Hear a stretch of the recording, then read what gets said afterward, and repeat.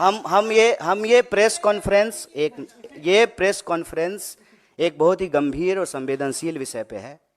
चुनाव seat number के लिए प्रेस कॉन्फ्रेंस नहीं रखा गया है।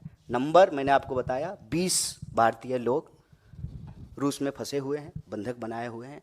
अभी 400 छोड़ करके 20 नंबर याद रखिए। इसलिए नहीं जवाब दे रहा हूं। ऐसा नहीं है कि हमको जवाब नहीं देने आता है।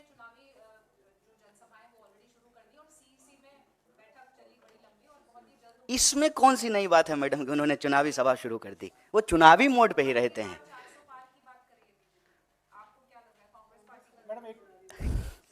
एक बात बताइए, अब की बार 400 पार अगर हो जाता तो एन केन प्रकारेण किसी को भी, आपको मालूम है बीजेपी ने आज किसको उड़ीसा में ज्वाइन कराया है? एक बीजेडी का एमएलए जो भाजपा कार्यकर्ताओं के ऊपर गाड़ी चढ़ा दिया। एक तो मुझे नहीं मालूम कि आजकल के नेताओं को गाड़ी चढ़ाने का क्या शौक है। वो टेनी जी का बेटा किसानों पे गाड़ी चढ़ा दिया था। तो ये बीजेडी का जो नेता है वो बीजेपी के कार्यकर्ताओं पे, और जो है प्रधानमंत्री जी चुनावी सभाओं में जाकर के कहते हैं कि भाजपा कार्यकर्ताओं की पार्टी है। उनके कार्यकर्ता के ऊपर जो गाड़ी चढ़ा दिया उसको ज्वाइन करा लिया है। क्यों? 400 पार को लेकर के इतना कॉन्फिडेंट होते तो किसी भी स्तर पे जाकर के समझौता करते। अभी आपने देखा कि बिहार में जो है नीतीश कुमार को लेकर के क्या क्या बोलते थे, और अभी जो है सब एकदम सब बढ़िया, एकदम स्वीट स्वीट सा हो गया है। तो मुझे नहीं लगता है, ये दावे हैं, सुनते हैं हम भी, आप भी सुनिए।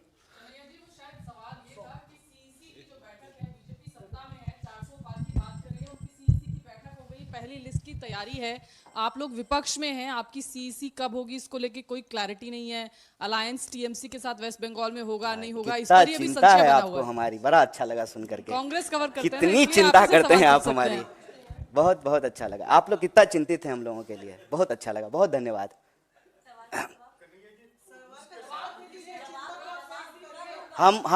हम ये प्रेस कॉन्फ्रेंस एक बहुत ही गंभीर और संवेदनशील विषय पे है।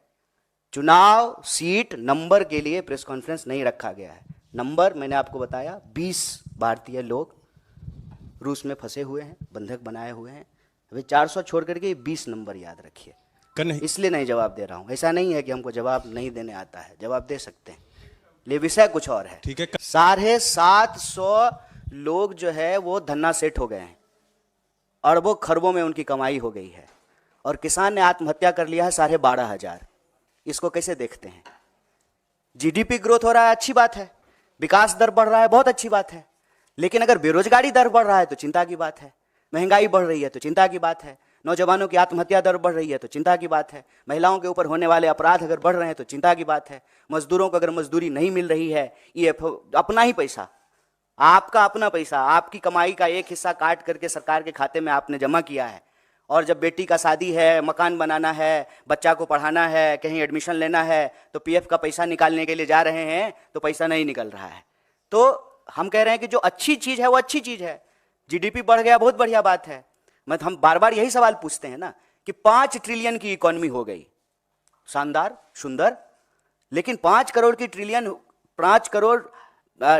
ट्रिलियन की इकोनॉमी हो गई तो ये 80 करोड़ लोग कौन है जो 5 किलो अनाज लेने के लिए खड़े हैं? तो धन कहां जा रहा है, किसके पास जा रहा है? आंकड़ा उठा करके देखिए, जीडीपी तो बढ़ रहा है, लेकिन हमारा जनरेशन जो है इतिहास में सबसे गरीब जनरेशन है। कोई एसेट्स नहीं खरीद पा रहा है, अगर कोई एसेट खरीद रहा है तो ईएमआई पे खरीद रहा है। तो ये जीडीपी ग्रोथ किसका है, वो देखने की बात है ना। और इसमें कोई अंतर विरोधी बात तो है नहीं, ये तो और अच्छी बात है।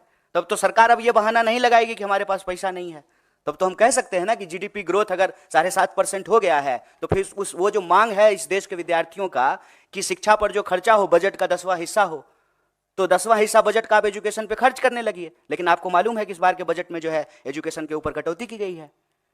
तो पैसा अगर पैदा हो रहा है इकोनॉमी में तो जा किसके पास रहा है? ये बेरोजगारी क्यों बढ़ रही है? किसानों की आमदनी क्यों नहीं दुगनी हो रही है? एमएसपी क्यों नहीं मिल रहा है? और आप सब पत्रकार साथी एक बात याद दिला दूं, लाडली का कितना प्रचार किए थे लाडला ने, लाडली कहां है? लाडली में पैसा मिलना बंद हो गया है। एमएसपी पे जो वादे किए गए थे वो वादा तो छोड़ दीजिए। गुजरात के मुख्यमंत्री थे मोदी जी, तो प्रधानमंत्री मनमोहन सिंह जी को चिट्ठी लिख करके कहा था कि एमएसपी दुगनी कर दीजिए। अब तो मनमोहन सिंह जी प्रधानमंत्री हैं नहीं, गुजरात के मुख्यमंत्री देश के प्रधानमंत्री बन गए हैं। तो एमएसपी क्यों नहीं लागू कर दे रहे हैं, उसको कानूनी दर्जा क्यों नहीं दे रहे हैं? इसीलिए जो है किसान आंदोलन कर रहे हैं। नौजवानों की हालत देख लीजिए कि देश के किसी ना किसी कोने में भर्ती समय से हो, एग्जाम टाइम पे लिया जाए, प्रश्न पत्र लीक ना हो, देश के किसी ना किसी कोने में जो है नौजवान और विद्यार्थी आंदोलन कर रहे होते हैं। जीडीपी बढ़ा है बहुत बढ़िया, लेकिन बेरोजगारी नहीं बढ़नी चाहिए।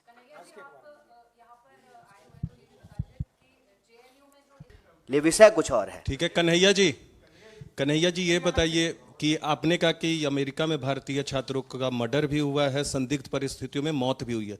ये जितने भी हाल के महीनों में मर्डर या संदिग्ध परिस्थितियों में मौत हुआ है, इसके पीछे विपक्ष के नाते आप कोई साजिश देख रहे हैं, फाउल प्ले देख रहे हैं? दूसरा सवाल है कि मोदी आपके क्षेत्र में जा रहे हैं कल, आप पिछले बार वहां से लोकसभा का चुनाव लड़े थे, इस बार कांग्रेस की टिकट पे बेगूसराय से लड़ेंगे आप? ये विषय अभी आज का नहीं है प्रेस वार्ता का। पहला सवाल जो आपने पूछा है कि भारतीय नौजवानों और विद्यार्थियों के साथ आए दिन कोई ना कोई घटनाएं होती रहती है। मैं ये नहीं कह रहा हूं कि साजिश है, लेकिन एक चिंताजनक और गंभीर परिस्थिति जो ज़रूर है। मान लीजिए कि मैं बार बार कहता हूं कि देश के भीतर की समस्या को बाहर जो घटनाएं घट रही है उसके कॉन्टेक्स्ट में देखने पे चीज़ें आसानी से समझ में आती है। मैं बार बार कहता हूँ, मैं बिहार से हूँ और जो है जब हम लोग महाराष्ट्र जाते थे तो हमारे साथ भी जो है कई बार ऐसी घटनाएं घटी, गुजरात में कई बार जो है ऐसी घटनाएं घटी। ऐसी घटनाएं क्यों घटती हैं? ऐसी घटनाएं तब घटती हैं जब बिहार में रोजगार नहीं है और हमको मजबूरी में बाहर जाना पड़ता है। वैसे ही भारत में अगर रोजगार की स्थिति होती तो भारतीय नौजवानों को बाहर नहीं जाना पड़ता। पहली बात तो ये। दूसरी बात, जब हम कहीं जाते हैं तो आउटसाइडर्स को लेकर के एक इनसिक्योरिटी होती है स्वाभाविक रूप से, और कैंपेन भी यही किया जाता है। आप लोग अक्सर सुनते होंगे कि बाहर का लोग आकर के रोजगार ले लिया है, बाहर का लोग आकर के यूनिवर्सिटी में हॉस्टल को कब्जा कर लिया है, यूनिवर्सिटी को कब्जा कर लिया है। तो इस तरह से जो है आइडेंटिटी के आधार पे पोलराइजेशन होता है, ध्रुवीकरण होता है और नफरत फैलाई जाती है और नफरत का शिकार जो है वो लोग होते हैं। मैं ये नहीं कह रहा हूँ कि भारत की सरकार की साजिश है, लेकिन ये परिस्थिति है। इस परिस्थिति में भारत की सरकार को एक्ट करना चाहिए, हम ये मांग कर रहे हैं।